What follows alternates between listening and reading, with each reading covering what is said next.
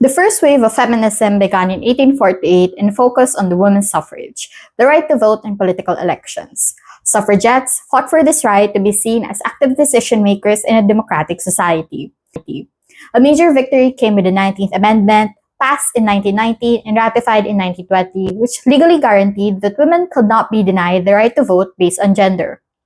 While this was a historic milestone for women's rights, many women of color, especially Black, Indigenous, Asian, and Latino women still face racist laws and voter intimidation that limited their access to the ballot box. The film Suffragette captures the emotional and physical struggles of women fighting for the right to vote.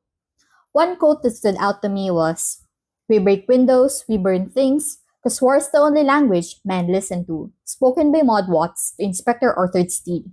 It reflected the growing frustration of the Women's Social and Political Union, who turned to civil disobedience and more aggressive methods after their peaceful efforts were repeatedly ignored.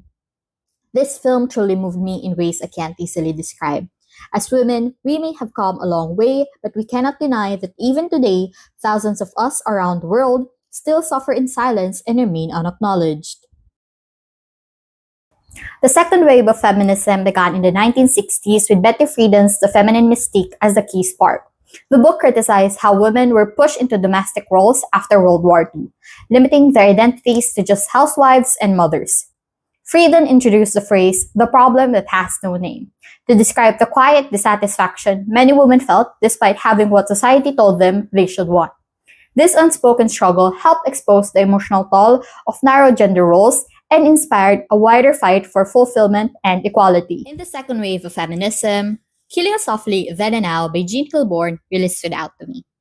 Although it was originally released in 1979, the version I watched was the updated one from 2010. The documentary critiques how women are portrayed in advertisement and media, especially how they're often reduced to body parts, reinforcing the male gaze and stripping them of their individuality. It also highlights how media promotes impossible beauty standards, pressuring women to conform to an ideal of perfection. These portrayals, much like what Friedan described as the feminine mystique, confine women to narrow roles that limit their potential and dreams. Watching this gave me a deeper understanding of how powerful and harmful media representation can be. The third wave of feminism began in the 90s and brought a deeper focus on intersectionality, recognizing how race, class, gender, sexuality, and other identities overlap to shape a woman's experience. It also introduced the idea of rejecting essentialism, or the belief that all women share the same traits or struggles. Instead, this wave embraced diversity and individuality, empowering women to define femininity for themselves, whether through fashion, lifestyle, or career. It showed us that there isn't just one way to be a woman, and that all expressions of womanhood are valid and powerful. Released in 2001 and based on Amanda Brown's novel, really captured what the third wave of feminism is about. At first, Elle Wood seems like your typical girly girl. She loves fashion and pink, but throughout the film, she proves that women can be both feminine and ambitious.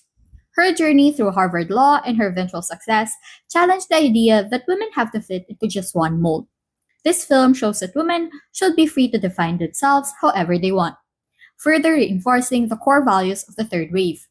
It embraces the idea of reclaiming femininity while recognizing how overlapping identities shape the experiences of women. The fourth wave of feminism is what we're living through today, and it's defined by digital activism. From protests to platforms like social media, women now have powerful tools to speak up, organize, and connect both locally and globally.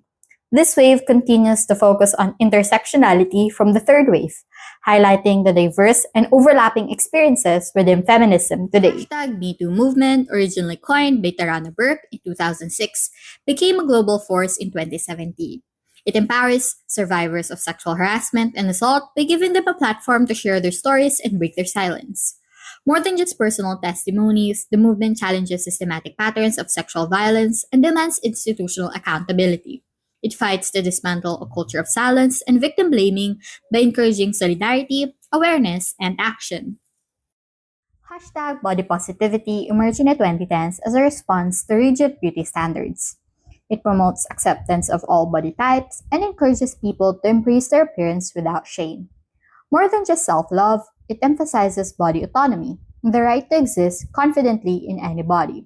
The movement also brings intersectionality into the spotlight, acknowledging how race, size, gender, and ability all impact how bodies are judged and represented in media.